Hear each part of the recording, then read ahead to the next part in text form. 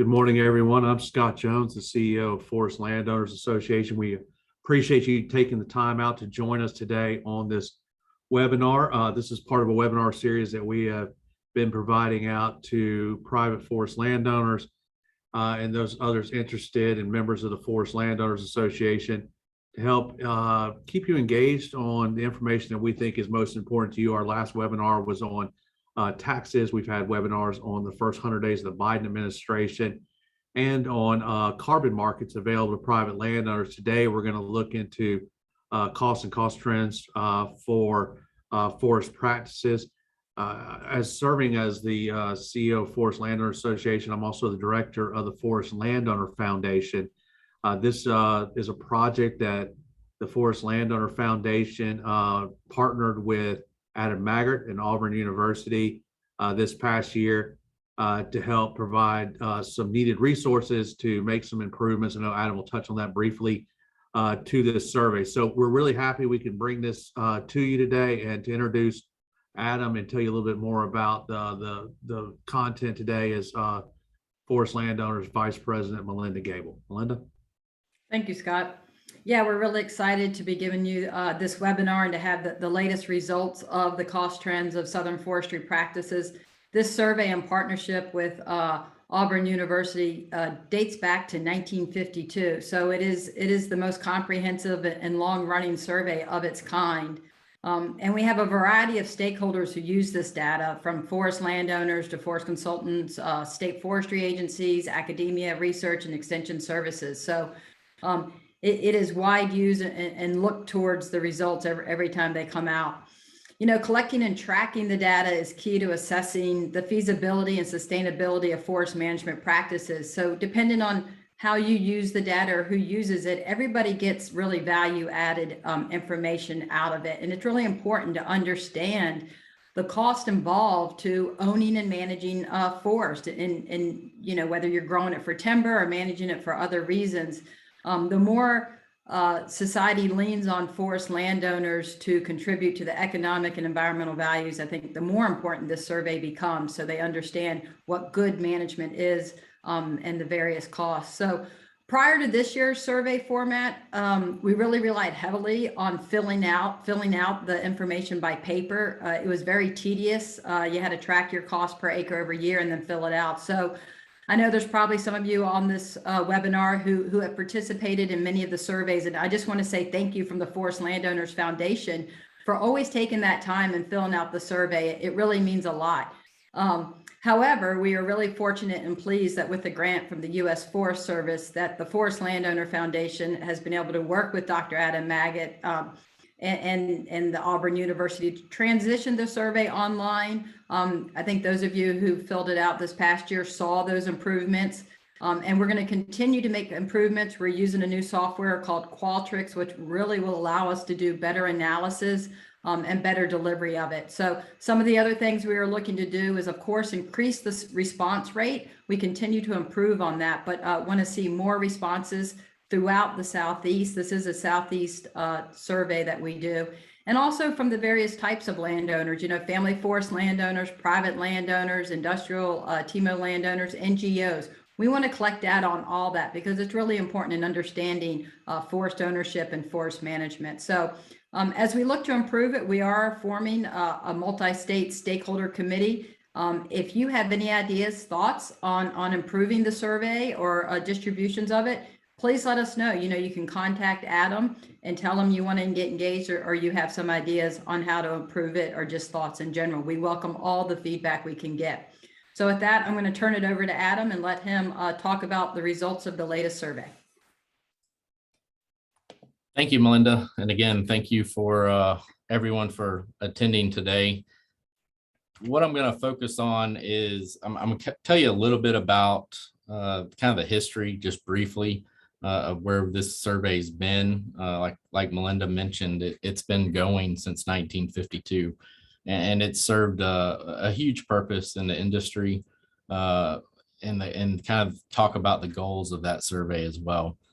So if you're looking at kind of the outline I'm going to focus on today, what I mentioned about the history and the purpose and goals, but then I'm going to turn kind of the focus towards what we use the survey for, the methods that are behind this survey, and the information that we're getting from it, and how it's changed over time, the trends that we follow.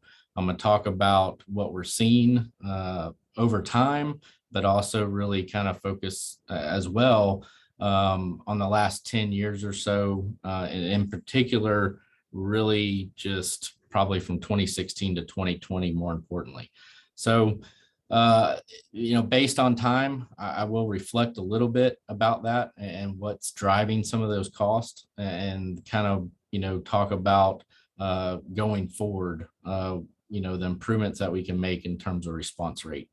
So just to start with the history, like I said, in 1952 is when this was first published. This study was first kind of taken on or designed by Albert C. Worrell. He spent some time at the University of Georgia as well as Yale University in the forestry programs there. And he thought, saw the need to have this type of survey to be able to track these costs and these trends, not only from a research and economic standpoint, but also the benefit of budgeting and financial analysis for industry and landowners as well. And it was kind of published once or twice between then and 1961. And starting in 1961, it really picked up to where they started doing it more frequently. They started holding the survey approximately every 3 to 5 years or so. And then in 1982, it kind of changed hands. It went to Mississippi State, and the faculty there at Mississippi State kind of took over, and they began doing it every other year, every 2 years.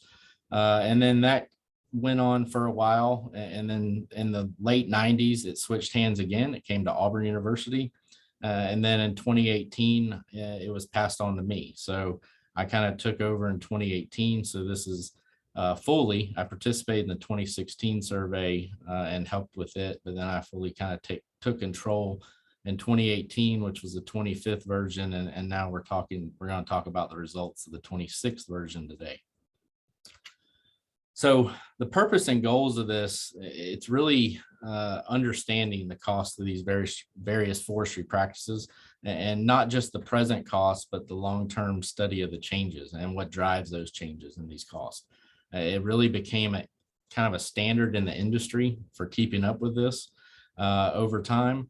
And then I'm going to hit on a little bit about how that's changed in terms of who's participating in the survey and who originally was driving the responses of the survey. But like Melinda said, the value of just having access to regional forestry cost data, it can't be overstated in terms of allowing landowners and managers to assess profitability of investments, over long periods of time, as well as providing, an outlet for our source of information for researchers and academia for studies to help fine tune forest management practices. So the methods are pretty cut and dry. We follow, and honestly, the study's been done the same way pretty much as far back as you can realize, back to 1952. It's really just not a lot has changed. There has been some changes to different cost of practices and what they're tracking as things have evolved over time, but largely it's remained unchanged.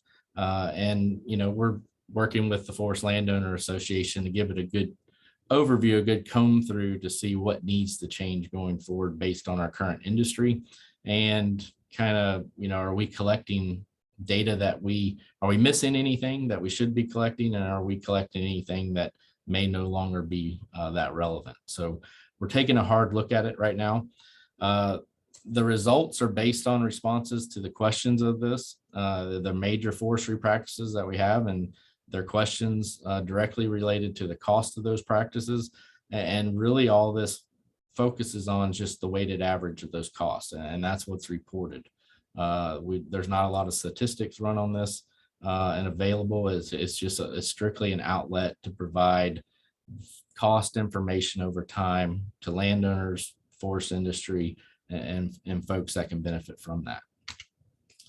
So with the 2020 questionnaire, it was definitely, it's definitely going to be one that is looked back on just from the standpoint of our goal going into this. And Melinda mentioned we have several goals over the next several years that we want to do to improve this survey. But the number one thing was make it to where we can reach more folks. We can encourage more participation in this. Prior to, I would say the last 2 or 3 surveys, the survey itself was on the brink of collapse just from the fact of the lack of participation. Okay. And you'll see some of that. I'll mention some of that later in some of the data and the trends. And there's really a need to improve this and the response rate on this survey so we can get the best data available for these costs. And dating back to the 1990s, I think the highest response rate since 1952 that we have on record was approximately 150. And that came in the mid to late 1990s. And even over the last 10 years or so, we've seen it drop to, under 30 responses in some cases over some of the years, which is, it's just not acceptable. It's just makes the data really unusable. And we really focused on reaching more folks. And I'm pleased to say this year we far surpassed, we almost doubled the highest response rate on record. And we got a total number of responses of approximately 294. And of that, we had about 264 usable responses or surveys that we were able to pull data from. So that makes the survey that much stronger. We feel very confident about the data we received, the amount of data we received, and going forward, if we can keep this up and increase that even further, I think it's just going to add value to this survey. To talk about it in general and what we do, it is a Southern-wide survey, the Southeast region, and we cover really 14 states in general, ranging from Texas and Oklahoma to the East Coast and down to Florida.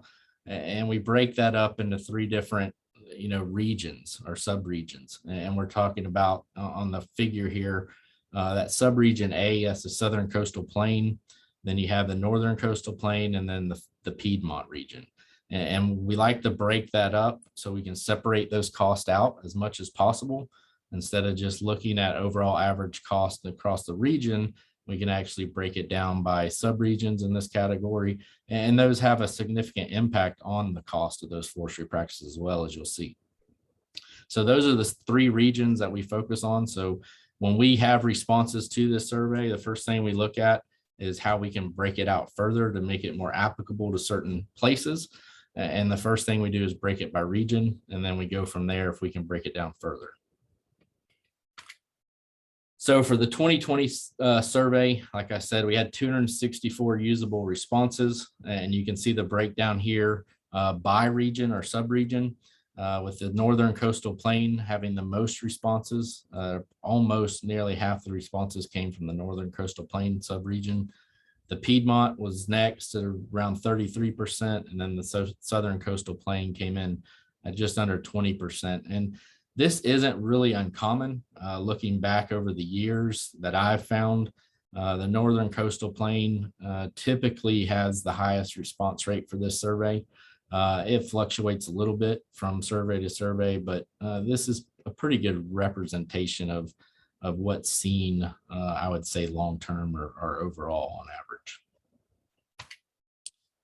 Looking at breaking it out by state, and this is something I don't have a lot of information to compare to. I've never seen or have seen data like this since I've taken over or been able to find it. This is usually not presented in any of the reports, but we want to start breaking it down. Like I said, if we can start getting more responses, we can break this down even further so it's more applicable to certain places and folks can use it more appropriately.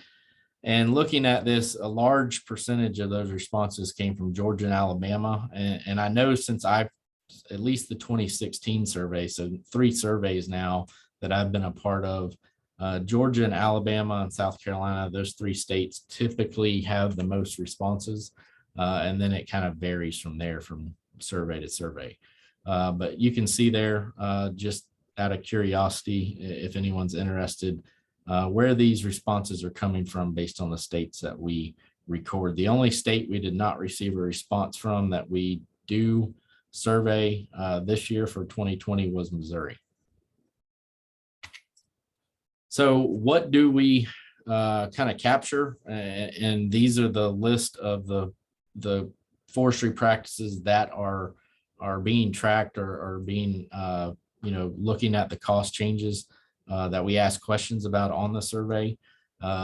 We are looking to update this. We're looking to not only update the type of questions we're asking and how we ask these questions to make it more efficient and make it easier to participate in and complete, but we're also looking to see, is there anything that, we could probably step back on or cut back on?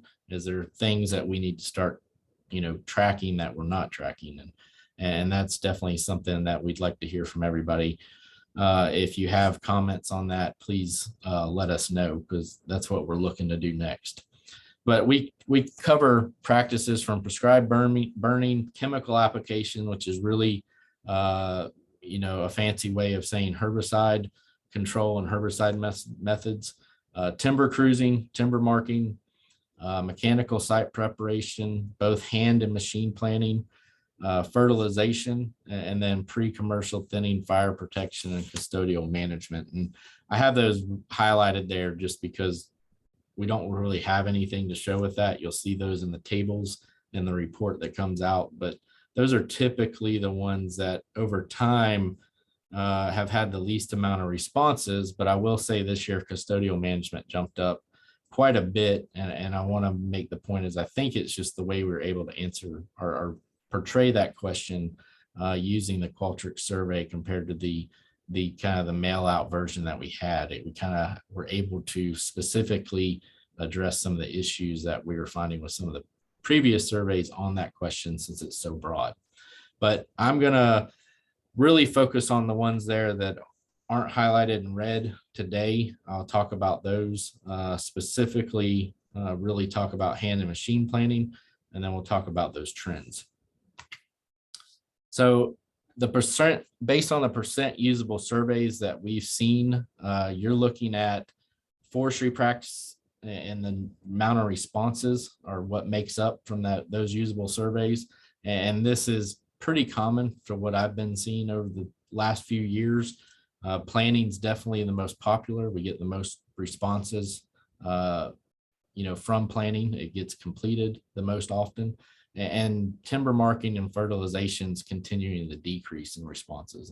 And that's something I'll bring up when I talk about the trends. There's a lot of folks that just aren't doing those anymore.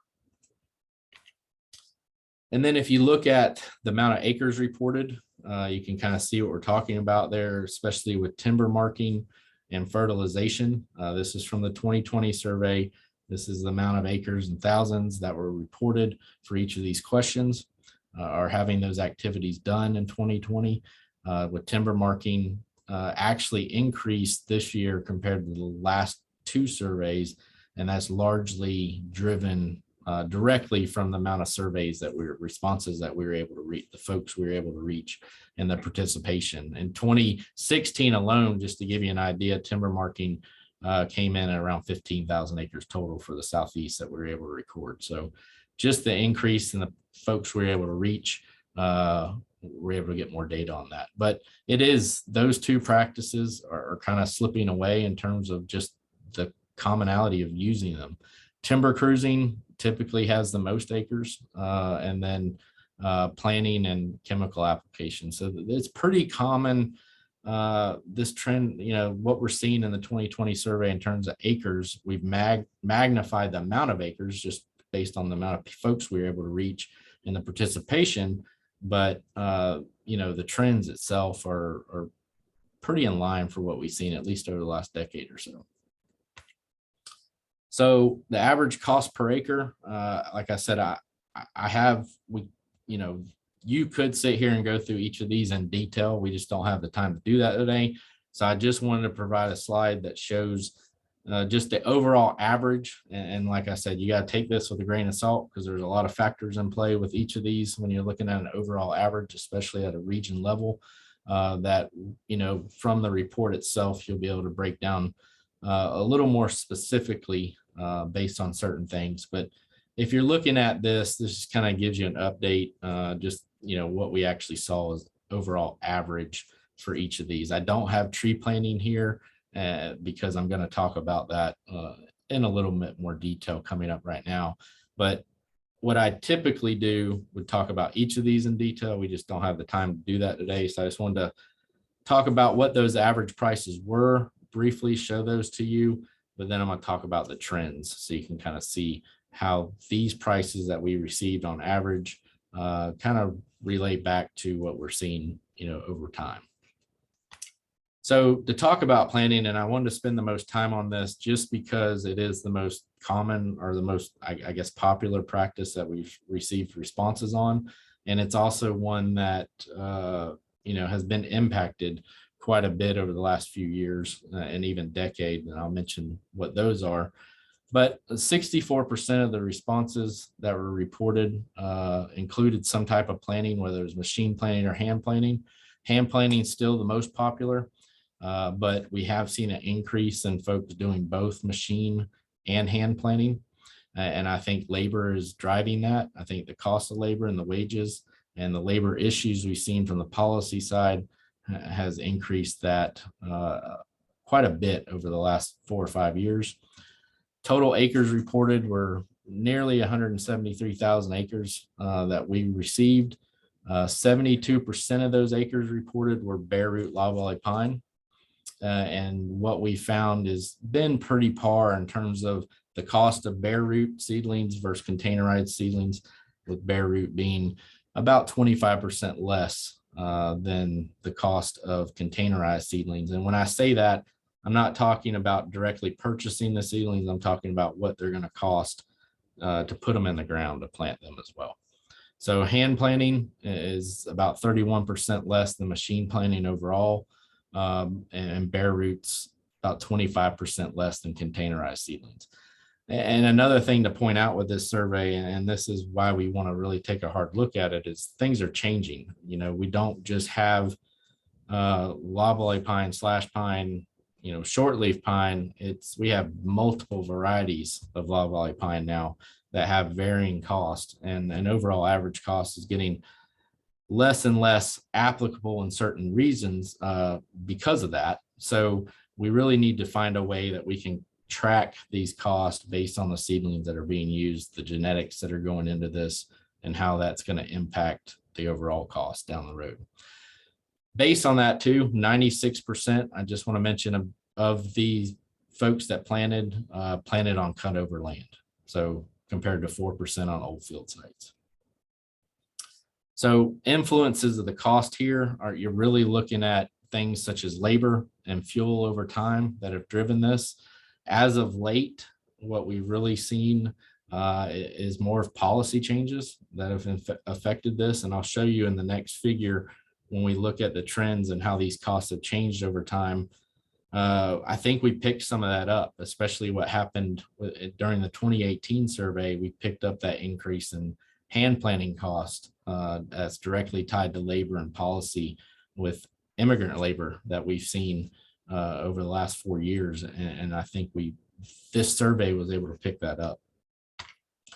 So if you look at the figure here, the blue line is your real constant cost that accounts for the inflation, and the nominal cost there, your current cost, is the green line. And two things I want to point out, and you'll see this overall, these forestry costs really tend to track inflation very well. And then, if you look at the nominal cost, you can really see what are the factors that are really driving these changes in cost. And if you look at, the bottom there with 2012 to 2016, you can see that dip in cost, and then it rise pretty significantly in 2018. And I think, honestly, that's a direct result of what we've seen with labor issues in the Southeast, getting immigrant labor and the higher cost of those that are available to get it done with hand planting. Just kind of tracking this, looking at, what's been done with this through the literature, but also talking to folks that are actually out there on the ground and they're all in agreement that there has been some labor issues with planting and the rising cost, especially with hand planting, the last 4 or 5 years. So in 2020, we averaged about 582 seedlings per acre at an overall average cost to plant per seedling at about 13 cents that we're looking at. So over time, what's driving these costs with hand planting is usually forestry wages, so labor, the intensiveness that's involved with the, hand planting. And then recently, we've also seen an increase, especially over the last decade and beyond, even dating back into the early 2000s, and I would say even the 90s a little bit. You're looking at pretty constant increase in use of containerized seedlings versus bare root seedlings. Now, bare root seedlings by far are the most planted, but we have seen a consistent increase in those the amount of containerized seedlings that have been planted. So, that has an impact on the overall average as well. Machine planting, we looked at a little bit shocked with the average seedlings per acre that were planted. It was a little bit less than the hand planting. The costs were kind of on par, being higher than hand planting in general to plant. So you're looking at about 17 cents per seedling to plant with machine planting. And a lot of these costs are directly related to fuel cost. And if you look at that figure there, the real cost picked it up, but so did the nominal cost there. That spike in 2012, that was one of the highest records, probably the highest, second high. It was the second highest we've had on record since we've done the survey dating back that fuel prices were that high. So highest fuel prices that we have recorded, and we saw that spike in cost of machine planting during that year. And then you can also look at the dip in fuel prices there in 2014 and 2016. If you look up fuel prices, you can see that they decreased quite a bit during that time frame, and then they've started to pick back up and track a little bit here lately. And that's kind of what we're seeing with these trends. So that's not the only thing driving these prices by any means, but it's definitely one of the biggest factors with machine planting. Now, if you looked at this, you'd probably think I was tracking a hurricane and seeing where we're going with this kind of spaghetti model. But honestly, this is timber cruising, prescribed burning, marking, chemical application, fertilization, and mechanical site prep all on one figure. And this is basically the real cost. So I've adjusted it for inflation on this, and I've dated it back to 1982 as the base year. And you can kind of just see what we're dealing with in terms of trends, specifically the last decade. And we're looking at, if you look at that 2008, really kind of when we saw that housing market crash and the recession up to 2020, it's been real inconsistent. And I wanted to show this, not to really talk about each one individually, because we can spend a whole nother day talking about trends over time, really talk about that last decade in 2008 and what's driving this inconsistency. It's kind of all over the place, with the exception of, some of the prescribed burning, some of the timber crews been relatively steady, but some of those have been kind of all over the place. And I'm going to talk about some of the things that's happened with the industry in general over the last decade that's really, having some type of influence on this. So if you look at percent change, this is your nominal cost in this figure. I really just want to show you this to show you, what happened between 2016 and 2020, and then 2018 and 2020. And I'm going to show you this table not only for the real cost or the nominal cost, but also the real cost, and really highlight how it is, these costs really do track inflation quite well. So you're looking at 2016 to 2020, not a lot of, most of the prices increased over that time frame. But then if you look from 2018 to 2020, a lot of those, with the exception of one or two there, decreased. And I think that was that peak that we had in 2018 that was reflected, from 2016 to 2020, that really drove up that cost compared to 2018 to 2020. Because in 2018, we had substantial fuel cost We had some labor issues that were driving a lot of this. And then all of those have since come back down since we had this last survey. And if you look back at 2020, it is an asterisk year just because of COVID, but the forest industry in whole and the practices, a lot of that didn't change. It was definitely considered, a service that didn't have to stop. It was essential. And I, for a large part, it didn't when it comes to boots on the ground forest management. So prices at that time, especially for fuel, were significantly lower. We had especially there at the beginning of 2020, we had a significant decrease in fuel cost that I think is reflected here as well. The large drop there in marking of trees for harvesting, so timber marking, like I said, I think that's largely driven just by the lack of folks doing it. It changes from survey to survey. It jumps the most, from survey to survey historically, at least over the last decade. And I think that's just largely driven by the amount of data we're getting, but also just the lack of folks that are doing that. If you look at the real cost here, you can see those numbers are a lot smaller, but the trends are there. So I just wanted to show this comment as a way of showing that these really do track inflation quite well. And to get rid of that noise, we can really see the magnitude of the impacts of what's really driving these costs. So when we talk about influencing these costs, dating back to, the beginning all the way up through 2020 and what's been tracked in the literature, what's been studied, and what's been talked about, just talking to these folks, talking to industry, talking to landowners, prescribed burning, that's one that going forward, I think is going to be something to keep a note on and monitor. We've seen those consistently increase in cost over the last decade for sure. And, historically, it's really driven by labor, by fuel. It has strong correlation to both of those. But as of late, there's been even more, noise coming from liability reasons and regulation and what folks, are having to go through to get certified and to burn and to, planning that's involved and everything with that, that it is a concern to a lot of folks that we've talked to going forward about that price continuing to increase and then possibly even limiting the amount of acres that are being burned in the Southeast. So that's something to keep an eye on going forward. Timber cruising and marking is historically driven by wages. And then if you look at the timber marking, like I said, the declining acres that are marked, the variability and responses we get from that is a big deal, driving those results. And then, there's a lot more, harvester select cuttings that are happening now, a lot less marking that's being done. And it's more along the lines of leaving it up to the loggers to get that done, who's selecting those trees to cut. So we are seeing that trend change in the industry.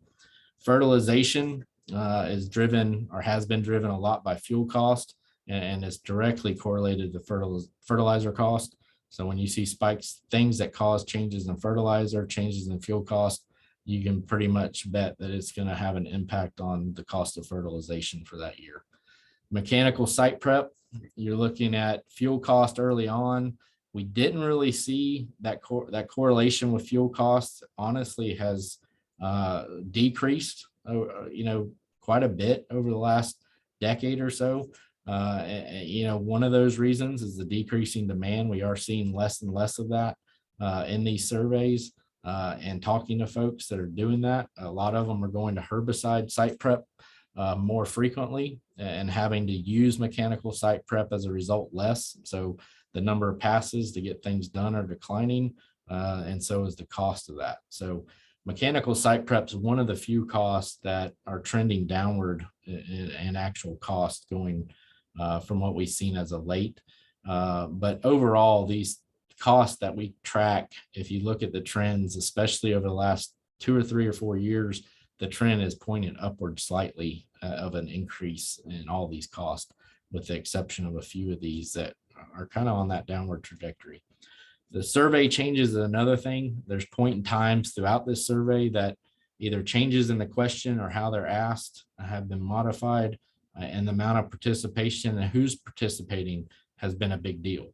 And what I want to talk about there is, for example, in 2014, and this is before I was involved with this, there was minimal responses and participation in this survey, and that needs to be noted. So that definitely had an increase. If you look back here at this figure, you see all these costs had a pretty sharp decrease during that time frame. And a lot of that, and I'm not saying, a lot of these costs did decrease, but that magnitude of decrease was probably more driven by the amount of participation. So that's why it's important that we improve the participation as much as possible. And then you got to look at participation type. This survey historically has been driven by industry folks, and that's all changed since 2008. When we had that housing market crash and we had the recession, it's almost completely changed to where industry is almost not involved at all, and it's driven by private landowners significantly. And that's not been the case prior to that. So we had a significant change in who's participating, who's driving these questions or answering these questions, and then participation changes over time as well. So if you look at just the indices, so you can see I just showed this real quick to look at the producer price index and the softwood lumber index. Obviously, the softwood lumber index has proved to not be something that has been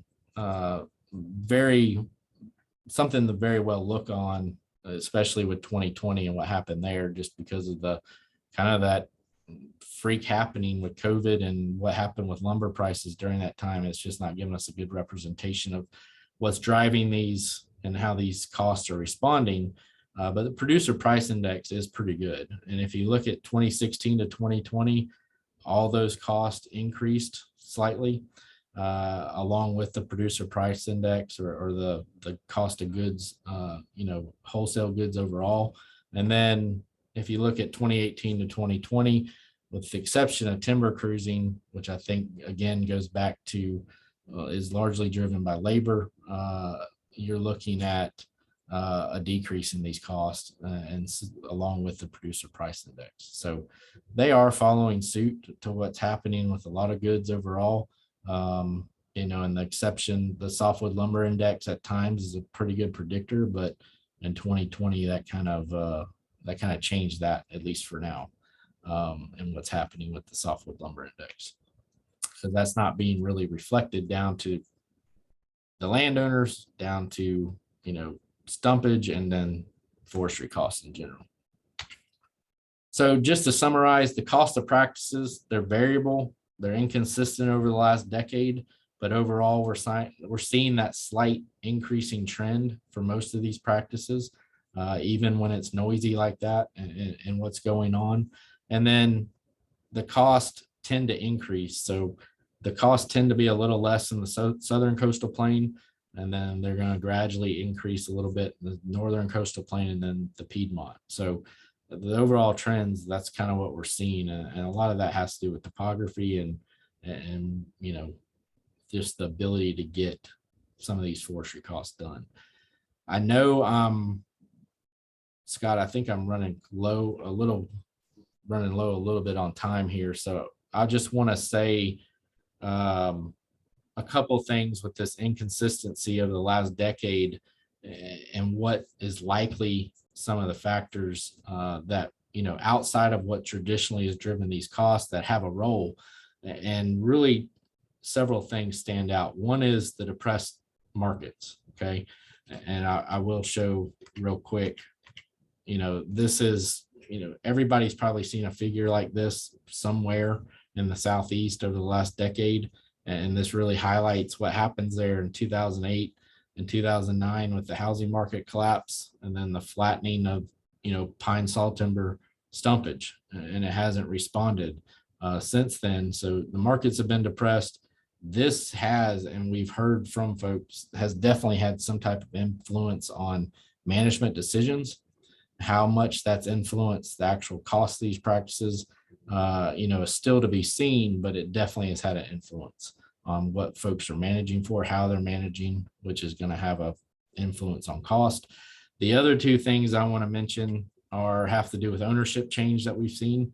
TIMOs and REITs, the real estate investment trust, the timber investment management organizations, those aren't new to this last decade, but they did have a significant impact in 2008.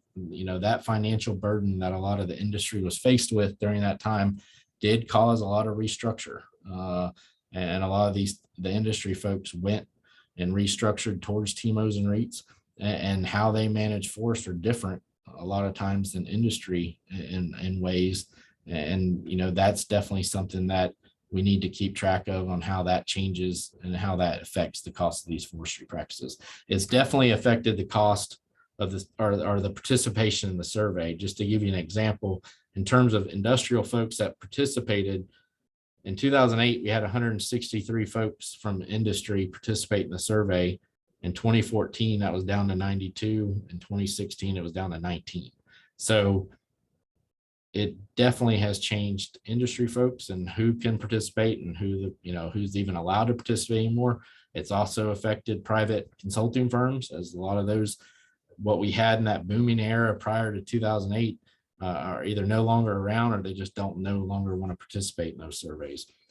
So it does have an impact not only on the cost of these practices, but also on the survey itself during that time. And then ownership change, again, not just with the change we saw in industry, but we're also going through a significant generation shift with private landowners. And we know for a fact that more and more land is being fragmented based on this and how it's broken up and how it changes hands. And we know that, management's being impacted, and whether it's being done or carried on or what type of management's being done is changing. So these are all things that going forward are going to have a significant impact on the cost of forestry practices and what we need to track and the trends going forward. So with that, I'd just like to say, thank you to those who have participated in the survey, the landowners, the professionals that participated. If you want to participate in this survey, please let us know. Contact me, contact Melinda, contact one of us so we can get you on the list. And I just want to send a special thanks to the Forest Landowner Foundation for their partnership and their support on this project, so we can just improve this as much as possible. With that, my contact information is here on the screen. Please feel free to contact me. If you have questions later on that come up, or you need to know something about a certain practice, or whatever the case may be, you want to participate in the survey, please don't hesitate to reach out. Thank you. Thank you for that information, Adam. Great presentation. I think everyone that is participating today can see why we saw the value in this information and partnering with Auburn to help get more responses. This all will be published in the November-December issue of the Forest Landowner magazine. But since we have Adam on the webinar here today, we are going to be able to answer some questions. Adam, I'd say we go to the top of the hour, and then everybody, I would encourage you, if you have other questions that come up that we weren't able to get to, or Adam wasn't able to address, or that enter your mind after this webinar, please utilize the contact information on the screen. Adam is more than happy to answer landowner questions. He does this all the time. So please reach out to him or reach out to us as well. As you all know, you are all muted on this line. So if you would like to ask a question, please post it in the Q&A box. I see several of them queuing up right now, Adam. And if you want to scroll through there, and I think you're able to see those, Adam, and maybe address a few of those. We'll get to as many as we can until we get to the top of the hour. Yeah, so the first question here, this is something that we've had to deal with, and it's basically asking, do proprietary data rules restrict corporate responses? And the short answer is yes, it does. A lot of and I'll kind of answer another question I see on there with this question about industry and how we define industry. And when I say industry, which will help with answering this question, I'm talking about, and how we track it, we're talking about folks that actually own the timberland and the processing facilities. That's who we consider industry.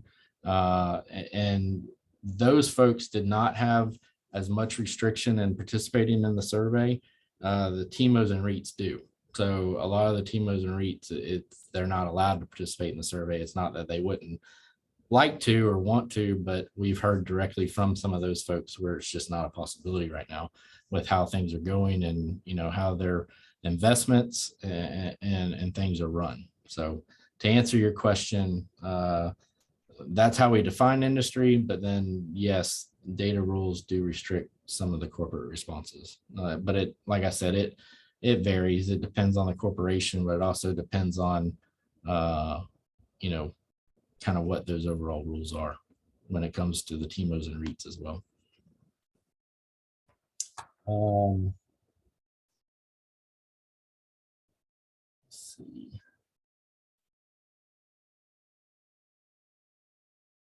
How do we class TMOs? Yeah, TMOs and REITs are, I mean, all of that's private landowners, but we break it out with the survey.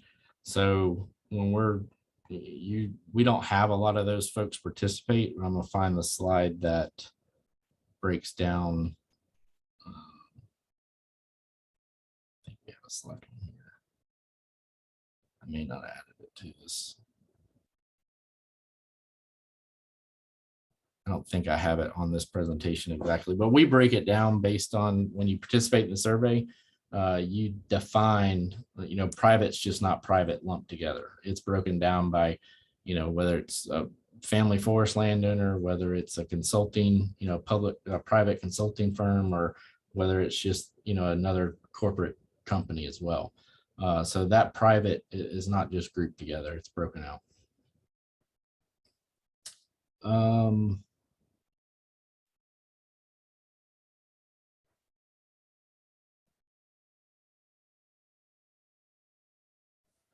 What were stumpage prices prior to 2006?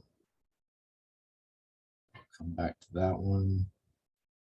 Or I can, whoever answered that question can contact me directly. I'd rather talk to you about that individually. Adam, can I ask this one? Yeah. I think that one question I'm just looking at that I think is pretty interesting is it's asking how many responses we get from some of the northern states, but also I think the interesting part is, do you separate hardwood forest from softwood pine in the analysis? Do we ask about forest type? Yeah, we do. And for sure, that's definitely something we separate. Everything you're seeing in this is largely driven by pine. At least since I've been doing the survey, we have had responses from hardwoods and on hardwoods, but it's been very few. It's not even been enough to publish. So we put in the actual data, what it is. So when you see the published data in the table that comes out, it's going to tell you, you know, hand plant, for instance, hand planting, machine planting. It's also going to tell you overall average pine cost per acre. It's going to tell you loblolly pine cost per acre. It's going to tell you, you know, loblolly bare root on cut over land cost per acre. So it's broken out, you know, specifically based on, you know, different things, but then it also gives an overall average. We have not had enough data from hardwoods to even do that. At least since I've taken over or been a part of since 2016, it's all been pine of some type. But we definitely would break that out. We wouldn't even group that as an overall average. So that would be, there may be an overall average for hardwood separately.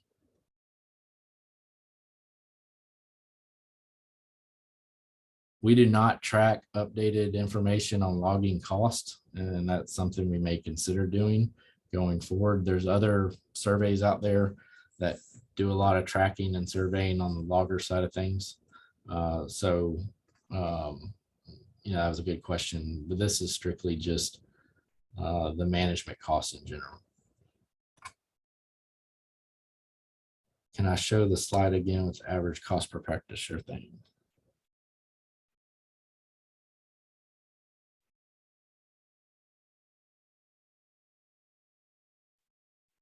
So here's the average cost per acre per practice. That doesn't include the tree planting.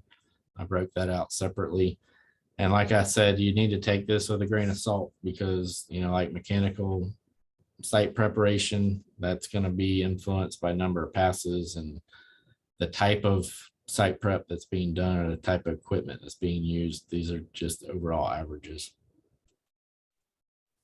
Adam, there was a question that I typed an answer to, but it was asking about tracking alternative income opportunities. Mhm. I guess one that would be in practice now would be something like pine straw or hunt leases or things like that. But I think the question was also about ecosystem services, maybe like carbon opportunities. Good, interesting question.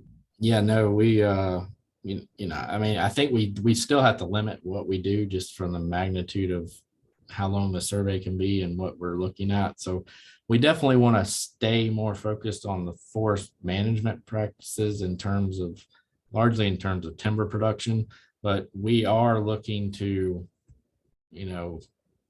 include things that are relevant, such as what's going to come with the carbon markets and so forth that are directly related to that and tracking carbon. The alternative income or the supplemental income, pine straw, hunt leases, that type of thing. I do a lot of that personally, so I'm very interested in that. I just don't know how we could, efficiently include some of that in this survey as detailed as it already is and time consuming as it already is. That's something that, I track here in the state of Alabama already that, we could definitely look at the possibility of, doing a region-wide survey at some point, on that in particular, those type of things. All that stuff's good. We need more information on all that stuff across the board anyway. But we got to look at what we already have, the detail that's already here, the time it takes, and what we're trying to accomplish for one survey.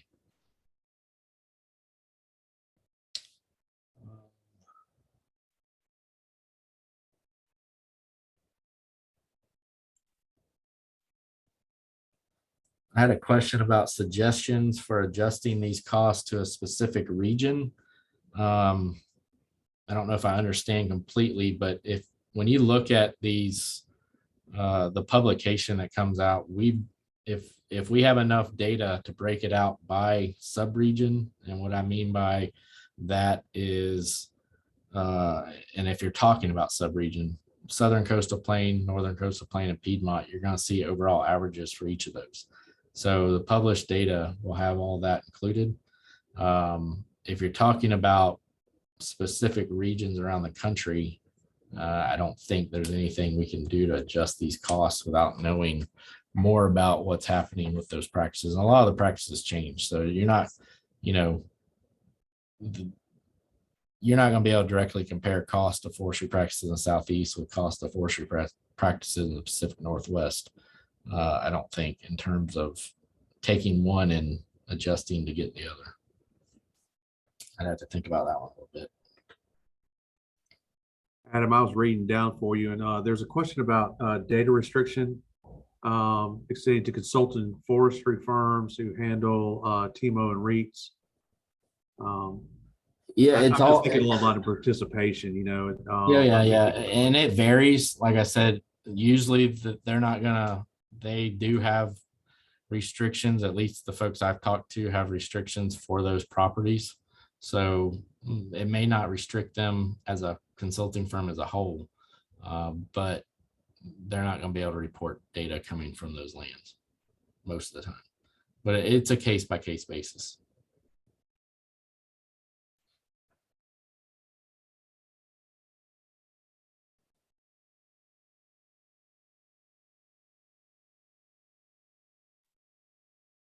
Yeah, the question about loggers is a good one. Loggers seem to be going out of business. Equipment's so expensive.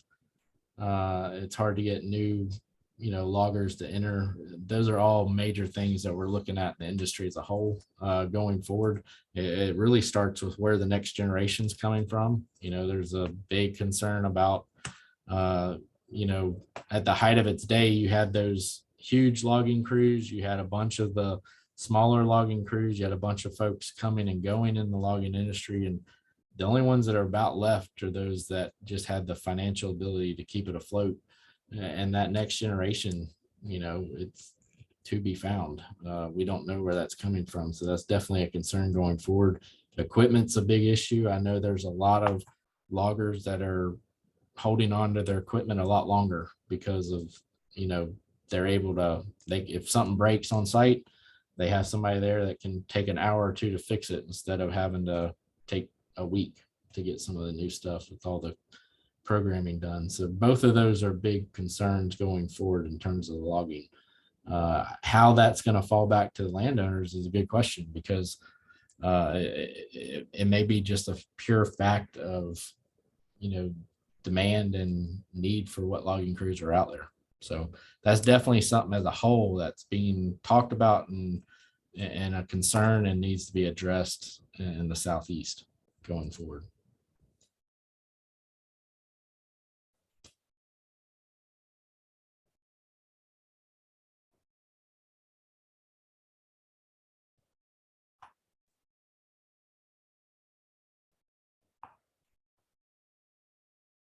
Yeah, are we looking at the lack of trucking and cost? We're not tracking that with this particular survey, but it's definitely been looked at, and there's definitely studies being done on that right now.